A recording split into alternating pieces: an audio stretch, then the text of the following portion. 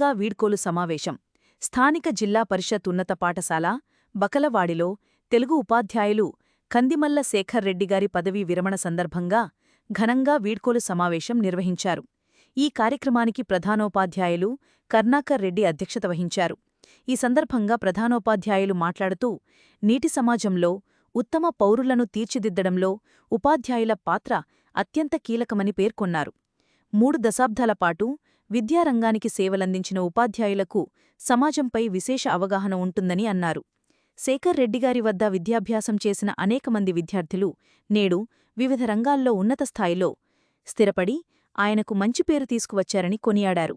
ఈ కార్యక్రమంలో పాఠశాల ఉపాధ్యాయులు, ఉపాధ్యాయునులు మాధవి, కర్నాటి శ్రీను, నల్లమేకల వెంకయ్య, ఖమ్మంపాటి శ్రీను, బచ్చలకూరి సైదులు, శ్రీరాం, చంద్రయ్య, శ్రీను, నిలియా, దాసివ, మక్ల బాలు, శ్రీనివాస్రెడ్డి, ఫంగ సైదులు, నాగరాజు, సునీత, శ్రీదేవి, గిరిజ, పద్మజ, పద్మావతి తదితరులు పాల్గొని శేఖర్ రెడ్డిగారికి శుభాకాంక్షలు తెలియచేసి వారి సేవలను అభినందించారు.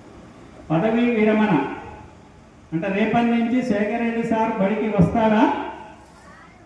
ఎందుకు రాకూడదు?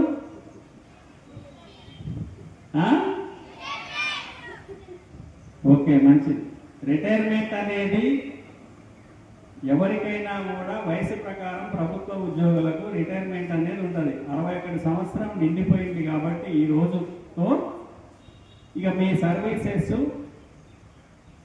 ప్రభుత్వ పాఠశాల విద్యార్థులకు చాలు, ఇక మీరు రెస్ట్ తీసుకోండి, మీ మిగతా కార్యక్రమాలు చేసుకోమని చెప్పగానే చెప్పినట్టు. మీకు కూడా ఎప్పటి వరకు ఉంటుంది ఈ పాఠశాలకు రిటైర్మెంట్? మీకు ఎప్పుడుందో చెప్పండి. మీకు 10th క్లాస్ అనేది ఏం లేదు. ఒకళ్ళకు రేపు ఉండొచ్చు, ఒకళ్ళకి ఎల్లుండి ఉండొచ్చు. ఎందుకంటే ఒకళ్ళు రేపు వచ్చి జాయిన్ అవుతారు, ఒకళ్ళు ఎల్లుండి తీసుకుంటారు. మొత్తం గరిష్టంగా మీరు చదువుకుంటే 10వ తరగతి పాస్ అయినాక ఆల్ టికెట్ ఇచ్చి పరీక్షలన్నీ అయిపోతే ఈ పాఠశాలకు మీరు వీడుకోలు చెప్పి వెళ్ళిపోవడం. మండలంలోని ఉపాధ్యాయులకు రీసోర్స్ పర్సన్గా అనేక విషయాలు తెలియపరిచేటందుకు, తెలిపేటందుకు ఆ కార్యక్రమం కూడా నిర్వహించాడు. ఉపాధ్యాయునితో పాటు అదనంగా ఆ పని చేసాడు. మేము ఉపాధ్యాయుడు ఇంతవరకే ఉన్నాం మేమైతే. కాబట్టి ఉపాధ్యాయుడికి ఎప్పుడైనా కూడా మీరు విద్యార్థులు ఇవ్వవలసినటువంటి కానుక ఏంటి చెప్పండి? మేము బోధించిన చదువుని చక్కగా నేర్చుకొని సమాజంలో వ్యక్తిగా మీరు మీ తల్లిదండ్రులకు మంచి పేరు తీసుకురావటం అంటే మీకుగా మీరు పరిపూర్ణమైనటువంటి ఒక పాఠశాల స్థాయిలో విద్యార్థిగా, కళాశాల స్థాయిలో వయోజనులుగా, జీవితంలో ఒక వ్యక్తిగా ఉన్నప్పుడే మేము నేర్పినటువంటి 4 అక్షరాలు మీకు అందినట్టు. ఈ కొద్ది కాలమే ఈ పాఠశాలలో మేమిద్దరం కలిసింది మాత్రం ఈ పాఠశాలలోనే. అంతకుముందు బయట పరిచయం మాత్రమే. నేను కర్ణాకర్ రెడ్డిగా, సారు శేఖర్ రెడ్డిగా, అంతవరకే మాకున్న రిలేషను. పాఠశాలకు వచ్చిన తర్వాత చాలా చక్కటి సంబంధం ఉన్నది. అంటే ఒక హెడ్ మాస్టర్గా నేను, ఒక బెస్ట్ ఉపాధ్యాయుడిగా సారు, ఇవన్నీ విషయాలలో ఉపాధ్యాయులకు చాలా ఉంటాయి లక్షణాలు. అందులో పర్స్పెక్టివ్ టీచర్, హెడ్ మాస్టర్ అయితే పర్స్పెక్టివ్ లీడర్షిప్ క్వాలిటీ. ఆ పదం చాలా విస్తృతార్థం కలిగి ఉన్నది. సహజంగా అందరూ కూడా పదవీ విరమణ పొందుతారు. అందులో ఉపాధ్యాయుల యొక్క పదవీ విరమణ చాలా ముఖ్యమైనది, విలువైనది. చాలా వేదన, బాధ ఉంటుంది. ఉపాధ్యాయుడు అలా కాదు, నిరంతర పరిశోధనతోటి తన యొక్క కర్తవ్యాన్ని భావి భారత బాలలకి ఏదో రూపంలో ఎక్కడో ఒకసారి కలిసి వారిని భారతీయ పౌరుగా తీర్చిదిద్దే బాధ్యతలో ఎప్పుడు ముందునే ఉంటాడు. మృదు స్వభావి, నిరాడంబరుడు, స్మిత మందహాసుడు. అంటే చాలా మెత్తనైన మనసు కలవాడు, ఆడంబరం లేకుండా జీవించేవాడు, పెదవులపై చిరునవ్వు కలిగి ఉండేవాడు. అది దాని పరమార్థం. కందిమల్ల శేఖర్ రెడ్డి సార్ 22/7/1965లో జన్మించారు వీరు. కందిమల్ల శేఖర్ రెడ్డి ఎస్ఏ తెలుగు ఉద్యోగ విరమణ సన్మానోత్సవ మాలిక జిల్లా పరిషత్ ఉన్నత పాఠశాల బకల్వాడి మిర్యాలగూడ తేదీ 31/7/2026. వీరి జననం లక్ష్మీ నరసింహుల జ్యేష్ఠ పుత్రుడు కందిమల్ల వంశ శ్రేష్ఠ శేఖర రెడ్డియుడు. భూమాతను నమ్మిన అన్నదాత కులదీపకుడు. కంపసాగరమను సుందర గ్రామ జీవన యాత్రికుడు. ఇది వీరు కంపసాగరంలో జన్మించారు. వీరి విద్య కంపసాగరములో నత్తులు 3 తరగతులు శెట్టిపాలమునకే 4-5 చదివి యాద్గారు పల్లెలు 6-7 తరగతులు తుదకు వేమల పల్లెల 10 నందు జయమునుంది. వీరి యొక్క ఉన్నత విద్య మిర్యాలగూడ కాలేజీలో ఇంటరు చదివే. నల్లగొండ నాగార్జున మందు స్నాతక డిగ్రీ పొందే. నాగార్జున సాగరమున బీడి గురువు పట్టానందే. ఉస్మానియముడిలో చారిత్రకంబున ఎన్నేను సాధించే. ఇక వీరి వివాహం 27 మే 1989లో జయమ్మ గారు, అదేవిధంగా శంకరెడ్డి గారి యొక్క కుమార్తె, ఇంకా తలకోల శ్రీనివాసరావు వాళ్ళ అక్క, శ్రీనివాసరావు అక్క మేడం గారు.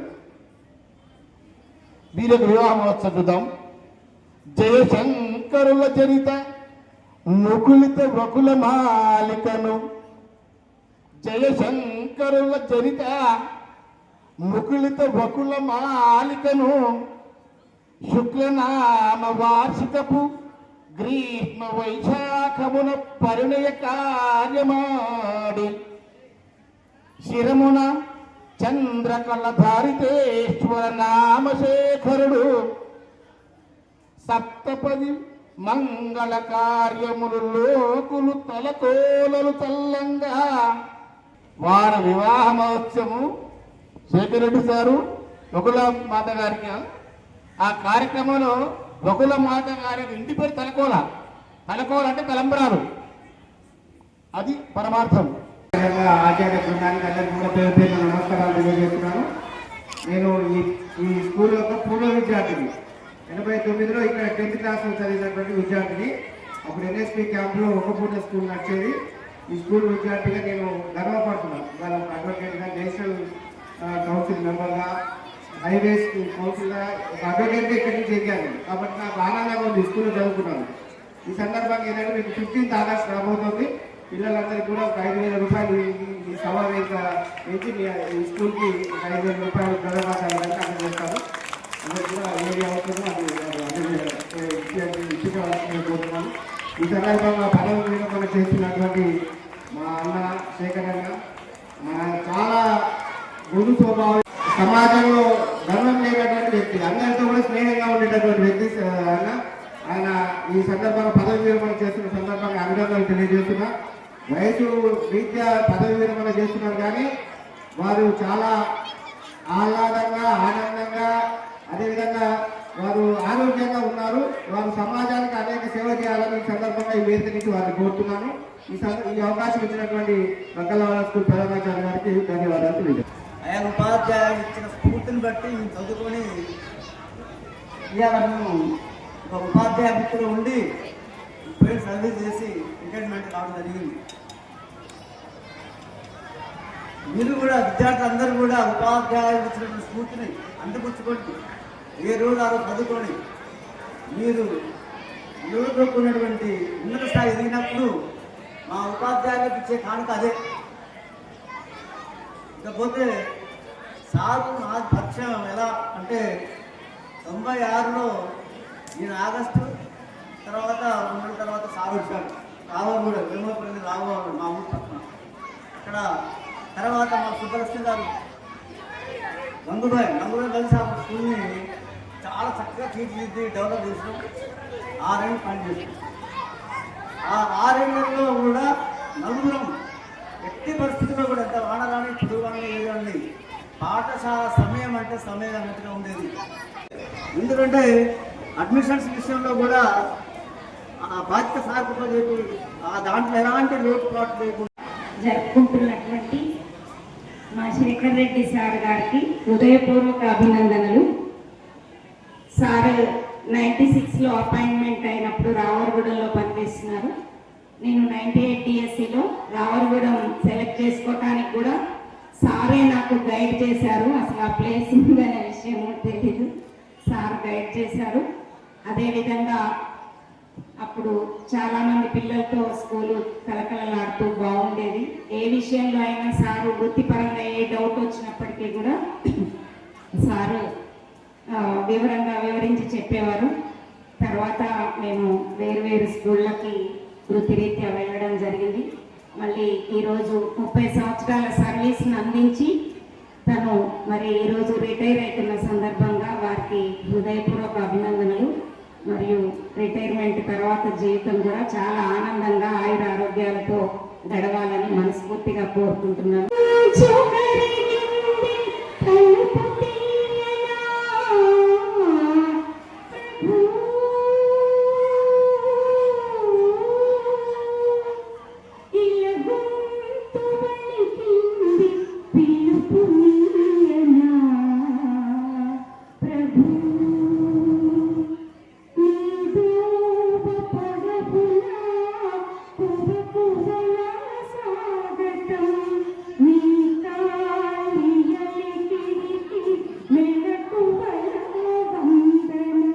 Understanding any other language, such a kind of our Telugu Pandit Shekhar Reddy sir give a wonderful Telugu grammatical and literature, and he would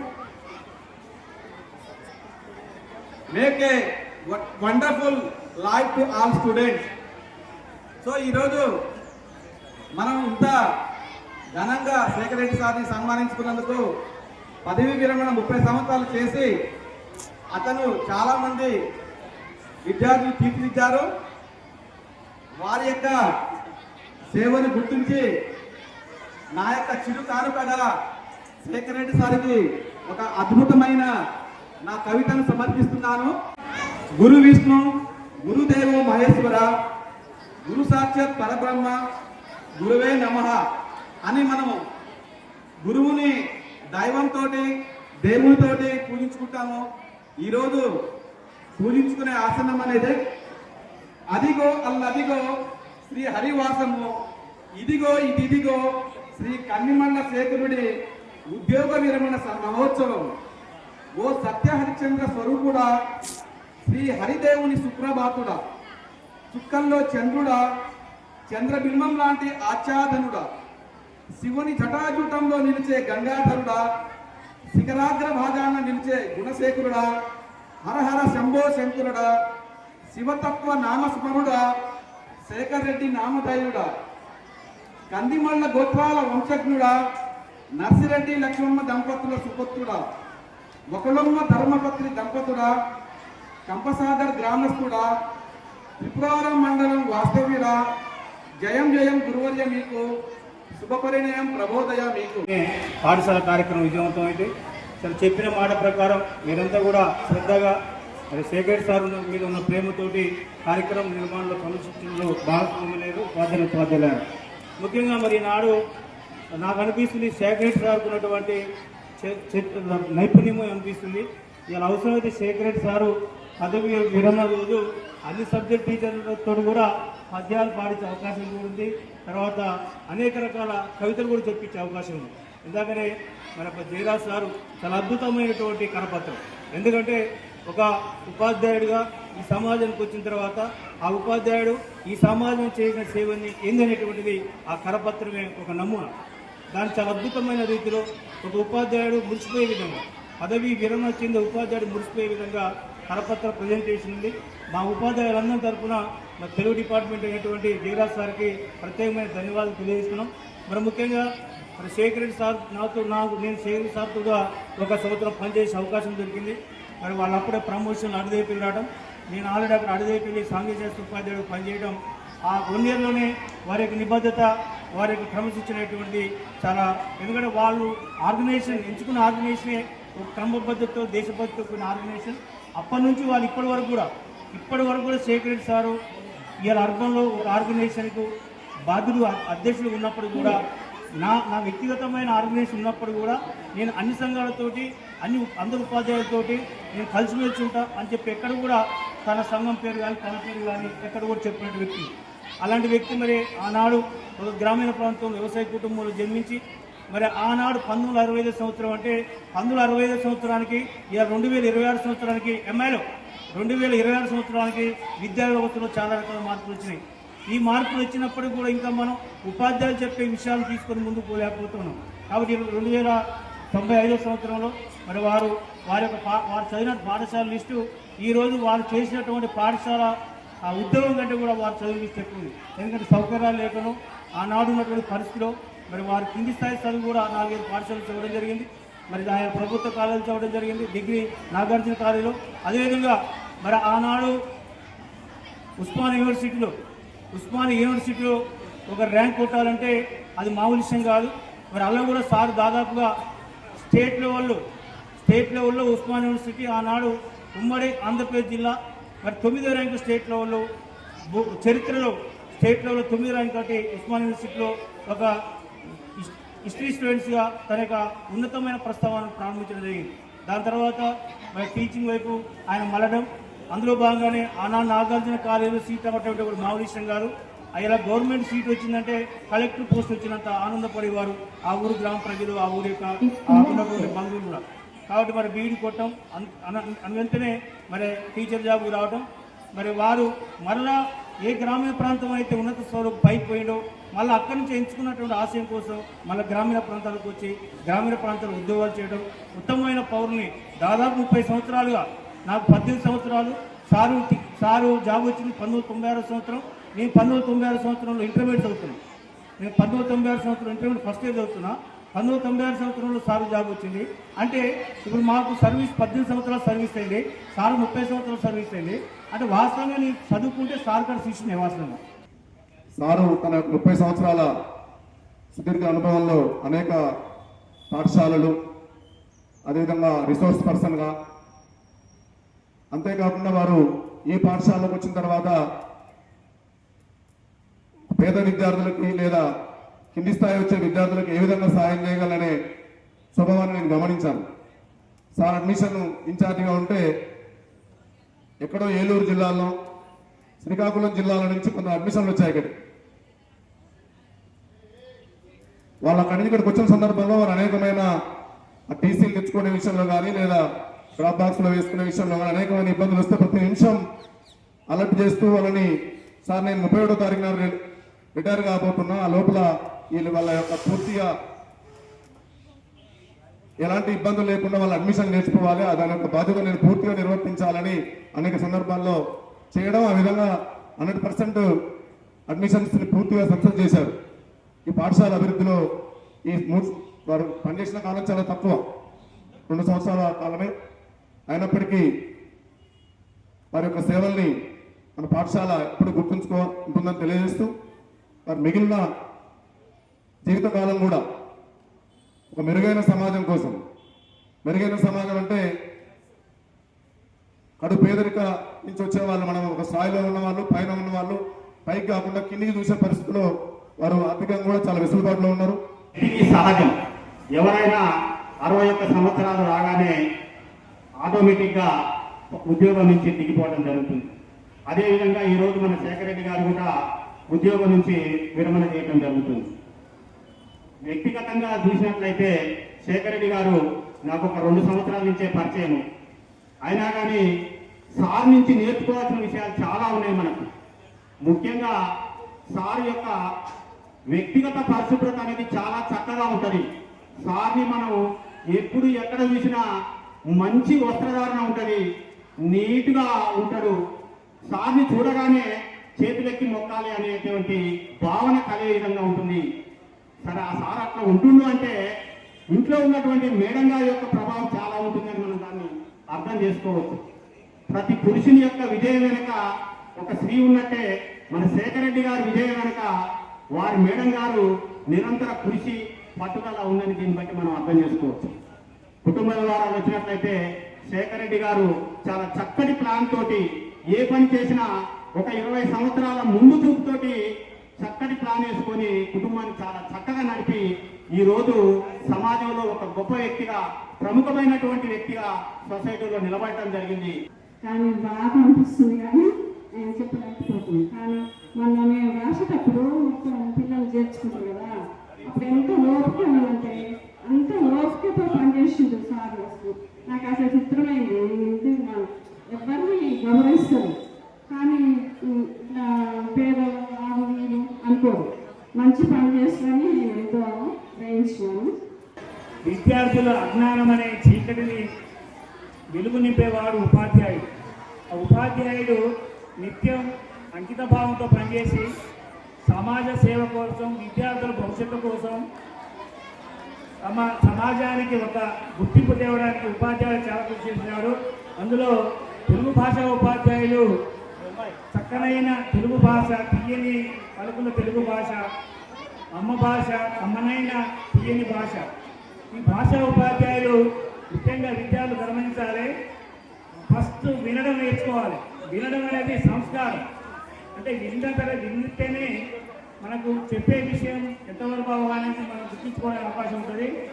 తర్వాత వారి జీవితంలో ఆయన అనేక వృత్తులు కోరుకొని మంచి ఉన్నత విద్యానికి మంచి ఉపాధ్యాయునిగా 30 సంవత్సరాల సుదీర్ఘకాలం పనిచేసి విద్యార్థులు శ్రేయస్సు కొరకే అంకిత భావంతో పనిచేశారు.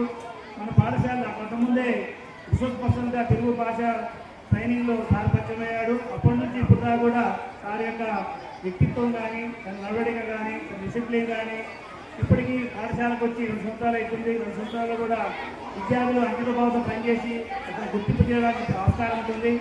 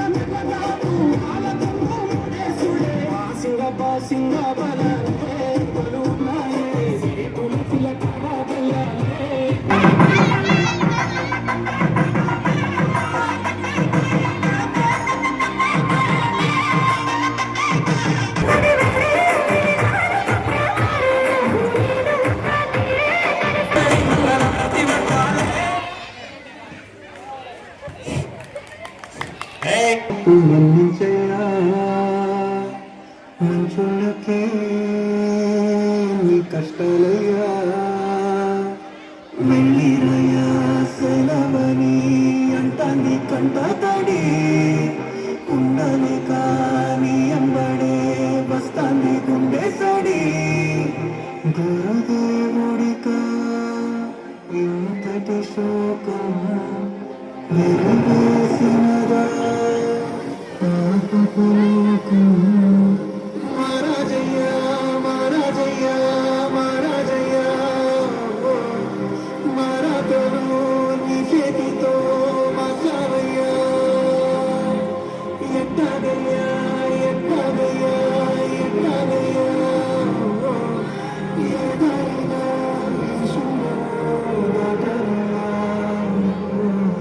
మొగలన్నది కబడి గంట శ్రీ శేఖర్ రెడ్డి గారి సన్మాన కార్యక్రమం ఉండడం మేము చాలా సంతోషంగా భావిస్తున్నాం. ఎందుకు అంటే నేను మొదటి అపాయింట్మెంట్ శేఖర్ రెడ్డి గారితో జాయిన్ అయినా మళ్ళీ వారి రిటైర్మెంట్ కూడా ఇక్కడ ఉండడం చాలా సంతోషించాల్సిన విషయము. మరి శేఖర్ రెడ్డి గారు మొదటి నుంచి కూడా ప్రాథమిక పాఠశాలలో పనిచేసినప్పటి నుంచి కూడా చాలా నిబద్ధత, సమయ పాలన, ఇటువంటి విషయాలన్నీ కూడా వారిని చూసి ఉపాధ్యాయులను ఎంతమంది నేర్చుకున్నాం. మరి తర్వాత ఎంఆర్పీగా కూడా సమర్థవంతంగా నిర్వహించారు. మరి వారి రిటైర్మెంట్ అయినాక కూడా ఇదే ఆయుర ఆరోగ్యాలతో మరింత సంతోషంగా జీవితం గడపాలని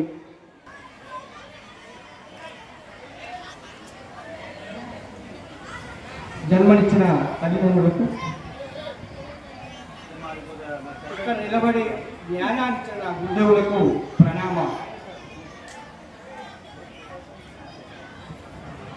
ఉద్యోగంలో అత్యంత ఇష్టమైన ఉద్యోగం ఏంటంటే నాకు ఉపాధ్యాయ వృత్తి. మాది చిన్న మారుమూల గ్రామం, ఎలాంటి సౌకర్యాలు లేనటువంటి గ్రామం. రోడ్డు మీదకి వెళ్ళాలంటే కూడా కనీసం 3 కిలోమీటర్లు నడిచి వెళ్ళాల్సినటువంటి గ్రామం మాది. ఆ రోజుల్లో మా ఊళ్ళో చిన్న పాఠశాల కూడిపాకలో ఉండేది. వర్షం వస్తే సెలవే, బండలోపోయింది.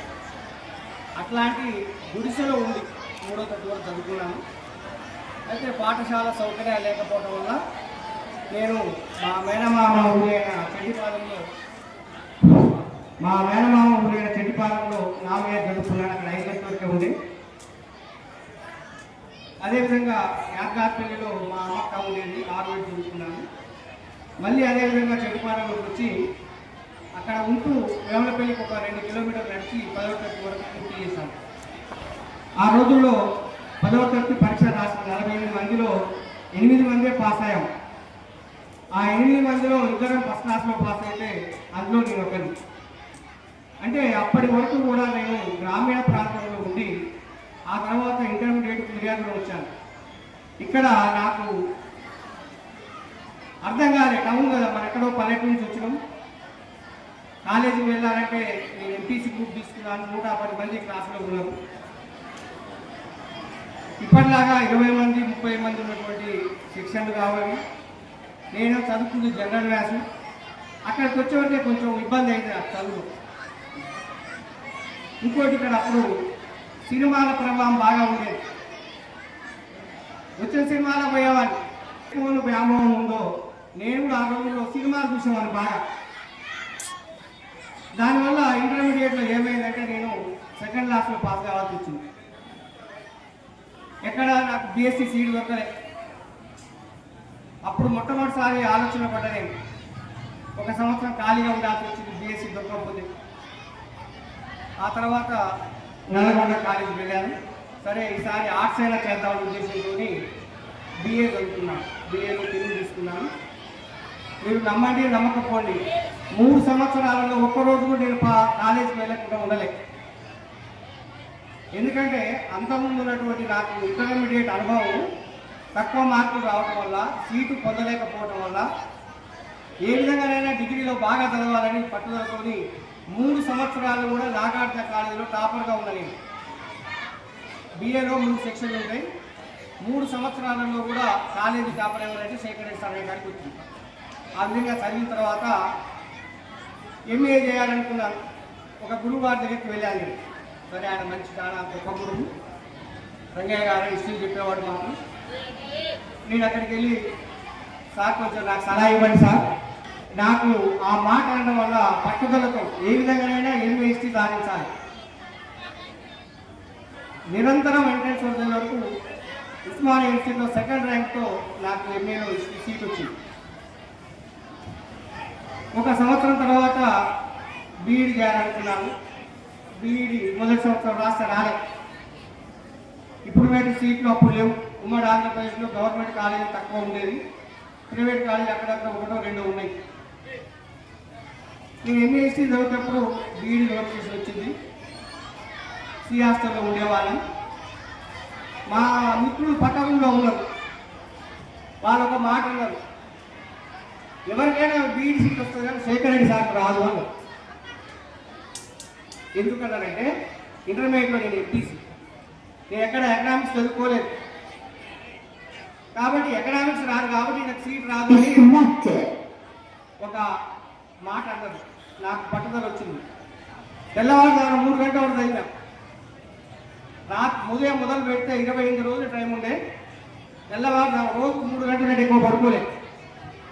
రిజల్ట్ వచ్చిన తర్వాత చూస్తే నాకు అన్న వాళ్ళకి రాలేదు. నాకు ఆంధ్రప్రదేశ్ ఉమ్మడి ఆంధ్రప్రదేశ్ 45వ ర్యాంక్ వచ్చింది. ఉస్మానియా కింద 9వ ర్యాంక్ వచ్చింది బీఈడీలో. అంటే నాకు ఎంత అంటే ఎవరైనా నన్ను దాకా రాదు అని అంటే మాత్రం అంత పట్టుదలతో నేను చదివేవాడిని. పట్టుదల వల్లనే నేను స్థాయికి వచ్చాను. అందుకనే విద్యార్థులు కూడా ఎప్పుడైనా మనకు పట్టుదల, కృషి ఉండాలి. ఈ రెండు ఉంటేనే మనకు ఉన్నత స్థాయికి చేరుకుంటాం.